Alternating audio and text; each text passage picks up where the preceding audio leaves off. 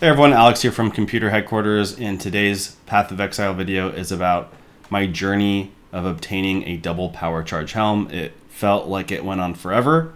It was a huge accomplishment, and I want to detail the journey, not only so that people can understand how stupidly ridiculous it was to get, but also if someone is stupid enough to try to repeat what I did. I should say what we did, because I had a help of a friend that I'll talk about. But if someone gets the the stupid idea to try to repeat what we did, I guess we're going to be giving you kind of like a layout of how to do it. Good luck. Anyway, I'm going to do my best to be jumping around here on OBS and show things correctly. Starting with opening a beverage, because it went on for a long time. So I'm going to be drinking a beverage during this video for the first time. All right, so let's start here. I made a video. Actually, I put it out yesterday, and it's actually the best performing Path of Exile video I've ever made. It has over 2,000 views in only one day, and I'm glad to see it doing so well, because that's how good the build is. It's for a tri-stack Slayer using Frenzy of Onslaught, and it's such a ripper. Watch the video if you haven't seen it. If you like watching Path of Exile videos, I'm not saying I'm the best at making videos, but the character, the build, man, it's next level. It really is next level, guys.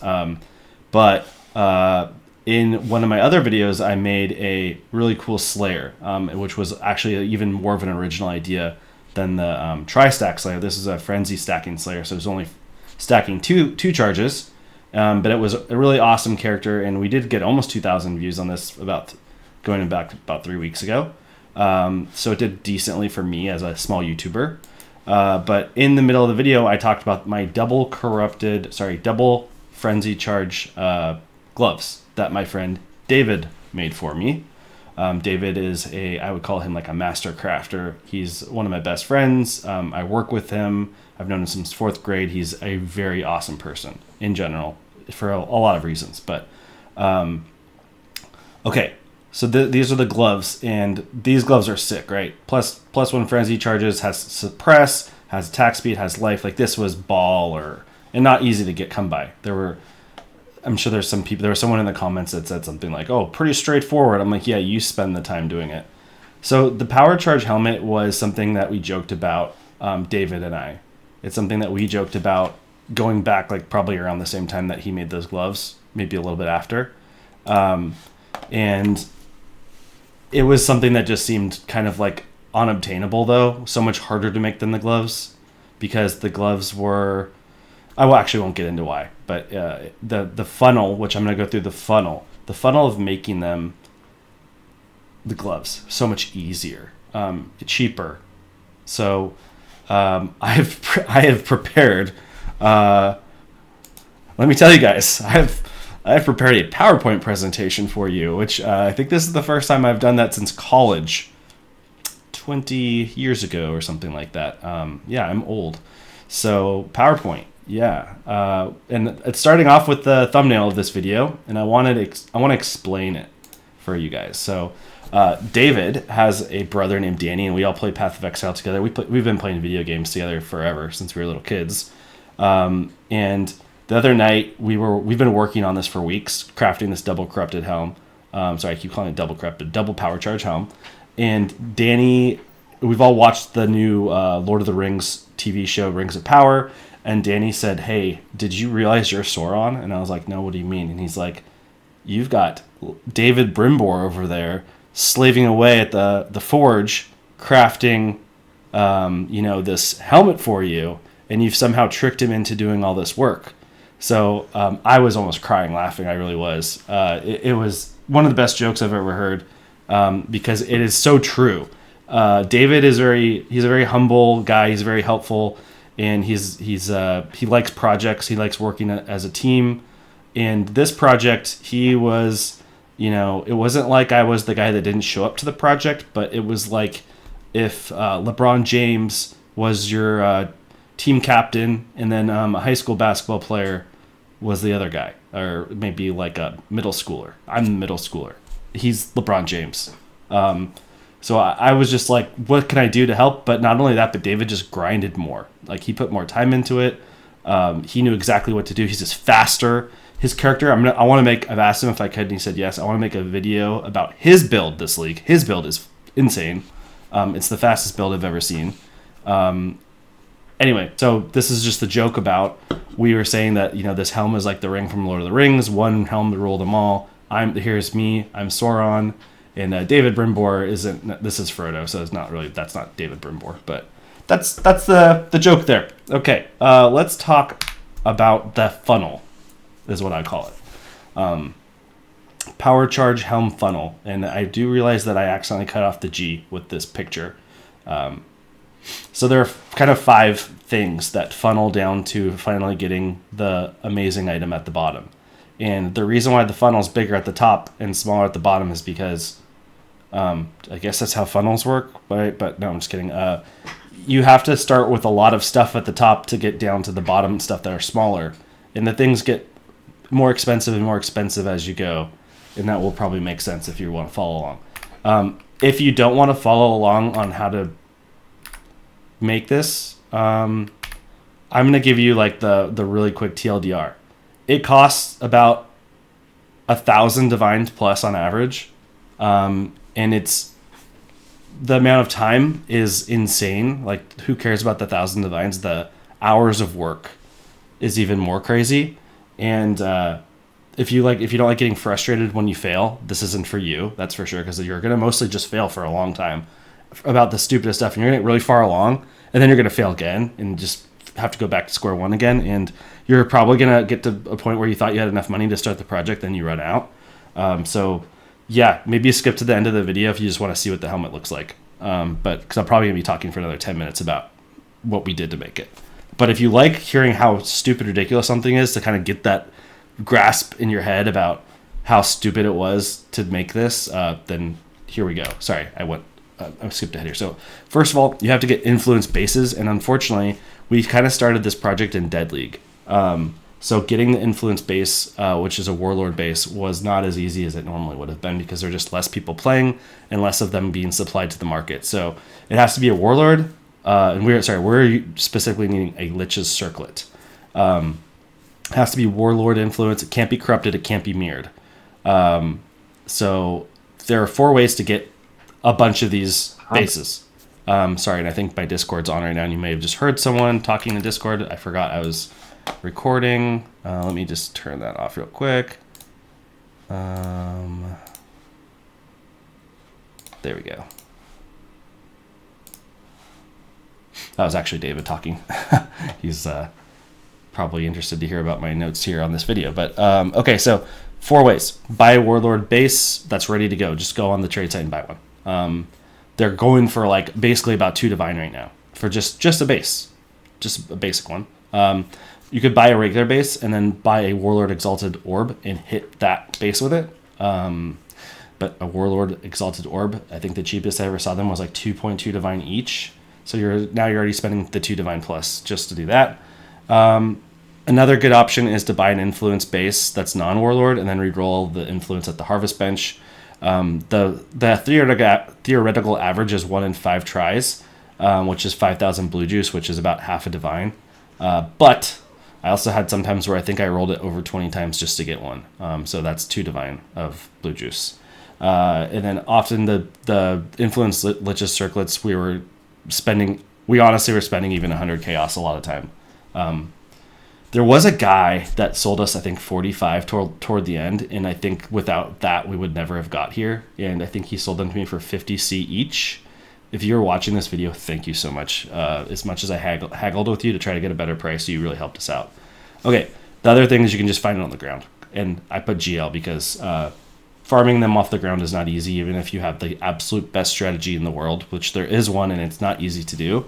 I'm not going to get into that, but yeah, so okay. And then my last note here on this is if you want the best of the best, you have to buy a quality base and then Warlord Exalted. So, like, some people are like, I'm not good with, it's got to be at least 26 quality %. It dropped on the ground, like, special quality. It goes up to 30, of course, for most of you guys already know that. But, people are going to say, I want at least 27, I want at least 28, blah, blah, blah. The price goes up as the quality goes up. Just to get a 26, they're about 8 divine for a 26. Then you have to hit it with the Warlord Exalted Orb. And now you're spending another 3 divine. So you're talking about 11 divine floor to have those bases, and you need hundreds of bases. So probably not the best idea unless you're Empyrean or someone that has mirrors upon mirrors and it's unlimited money. Okay, here's where things get insane, where I think a lot of people are like, I'm not doing that. Spam alteration orbs for +1 power charge. You can now start to imagine how long David and I were just sitting there clicking. My finger, our fingers have band-aids on them. I'm joking, but okay, so to get a power charge, according to the POE DB, it says that it's 125 out of 3,625, which would be 3%, but that's actually not correct. If you go on to Craft of Exile and just simulate it, it's actually, we simulated over 40,000 alts on the Craft of Exile to understand how many we're going to have to spam, and it was a 0.14% chance. Yeah, so you have to hit a base 725 times on average, so 725 orbs of alteration to just get the power charge. And like I said, hundreds of bases. So 725 times hundreds. That we just spent thousands and thousands and thousands of alterations orbs, but who cares about how much they're a little bit expensive, they add up, but it's the time. So of course we're using filters and stuff so they light up when you hit it, but yeah, it's a lot of mindless work. All right, so let's say you have a bunch of bases you've made now, and by the way, the things I'm talking about here can really apply to other things that you want to do, gloves and boots and stuff like that. So that's why I'm going over this. And there might be some people hey, can you send me the PowerPoint? I'm sure we could send that to someone too. But I'm going to keep going here. So isolating the power charge. So now you need to isolate the power charge, and you have a bunch of the bases, and you want to get them isolated with +1 power charge. And they're all magic bases because you did alt spamming on them. So first thing you need to do is you need to hit it with a regal orb to make it rare. And then if you hit a prefix when you regal it, then you need to what we call YOLO annul as a joke. We always just say that as my friends and I, because you have such a high chance of breaking it and just losing the power charge. So if you lose the power charge, you got to go do a 725 more orbs of alteration and try to get that again. At least you don't lose the base, but you have to do that all over again. Okay, but if you hit a suffix, then you can craft prefixes can't be changed for 2 divine, and then annul until the power charge is gone. My friend David put a note on this. He looked over this PowerPoint I made, and he put some notes on it. So he said this is one of the most costly parts. You will need to keep applying prefixes cannot be changed if you annul it. So a lot of times you're going to go to annul, and you're going to actually annul off the 2 divine prefixes can't be changed. You have to go back, put that right back on, spend another 2 divine. You might annul it right back off, spend another 2 divine, annul it back off. You get the point, right? You can go happen over and over and over. Okay, so you can also get lucky and end up with some mods that you actually really like T1 int, T2 res. We didn't need T1 resistance. We needed T2. So for us that was fine. We just need about 30% actually. So preserve that if you hit something like that. It's good to have a filter going on your search or just paying attention, whatever you want to call it. I'm going to try not to talk about one thing for too long, so I'm going to move on. Okay, so now that you have that done, you need to prepare the power charge base. So now you have the +1 power charge. You need to craft blocking exclusive modifier. So you need to do some beast crafting now. So you have to do Phenomenal Hybrid Arachnid. And if you end up with the aspect of the spider on it at the end, it's not that big of a deal. It's actually a pretty good modifier. But okay, so then you do that, and then you have to craft, can have up to 3 crafted modifiers, which is another 2 divine. Ching ching. Is that the right noise for the cash register? Oh, cha-ching. Here we go. Okay, and now you need to craft a cheap prefix of the chosen, like what's right here. And then you need to craft another prefix of the chosen. I actually went to my crafting bench to understand what David meant by of the chosen, and I couldn't find it, and I realized it's because I didn't unveil. You have to unveil those things. So David's really into crafting. He always unveils things right off the bat the first week. I'm not I'm not into that as much. So sorry, I went. And now that you've done all this stuff, and you've spent more money, and you've done beast crafting and all this other stuff, now you have one of 4 things completed that you need to keep going to get to just to have one that you can double corrupt. So now you need to go to the next part, which is alt spamming, more alt spamming for other. So you have to have like two pools of bases, basically. One that have the power charge and one that have the good mods that you want, right? And then you have to combine them with Recombinator. So hopefully I'm explaining all this correctly and you guys are following me. But so now we're moving on to make these other bases. And as you're alt spamming for the power charge, you might as well be looking for these other desired mods. So for us, it was T1 ES, it was T1 or T2 int, T1 or T2 of any elemental resistance, and T1 flat ES. Nice to have thing is if you get really lucky with a Warlord base, you can get T1 crit multi as well, which is amazing. That would be like the absolute baller, the most baller helmet we could have ever got, but we would have had to spend another, I think it was like 10 divine per try to just try to get that. So it wasn't really worth it. It would have been so much more time crafting and so much more misses and stuff. But another one would be for me, I needed more accuracy. So T1 accuracy was really good. And I think that's what we ended up hitting or preserving would be a way to say that. Okay, so strategy, alt spam until one desired mod and then you regal, alt spam until one desired mod with a random mod and then regal and a null. The goal is to make a rare helmet with 2 or more of the desired mods. I'm not going to read all this stuff, but you guys can read it. If you're like actually going to do this, you can go read all these other notes, but I think most other people are like, okay, keep going. So I will. Recombinating around 1. So David was nice enough to make this whole thing for me. He actually took a real example of one of the circlets he made, and I think he must have actually crafted these just for these pictures, to be honest with you guys. That's how nice he is. He then crafted another one like this, and he recombinated them, and he even took screenshots of the recombinator with the glowing stuff, and then he showed what pooped out at the end, right? So he's saying now that you have like this one on the left has the int and the ES, and then the crafted mods with chosen stuff, and then this side has int and cold resistance and crafted stuff, and he slammed those together, so he ended up with int, energy shield, and the resistance, which is exactly what you would want. And he has, you know what, I probably won't read all of these things because I think a lot of people will be like, I just want to keep it moving, and if you want to actually do this, you'll probably want to read like, you're going to want the PowerPoint from me, you're going to want to pause the video and read all these notes. You should do that. But the gist of it is you're going to have to keep doing stuff like 3 crafted modifiers and spending 2 divine here and 2 divine there, and it's a lot. So I am gonna skip reading some of the stuff and go to the next one. So now you have to recombinate again. So this is the second time you're going to recombinate.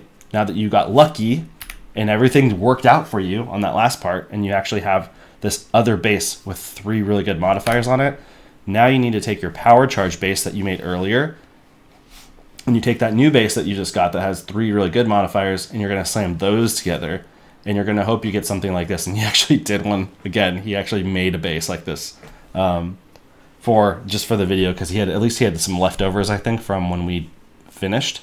So now it has +1 power charges. It has really good 100% ES, tier 1 ES on it. It has the Warcry buff, unfortunately, that stayed on there, but it's crafted, so it's not a big deal.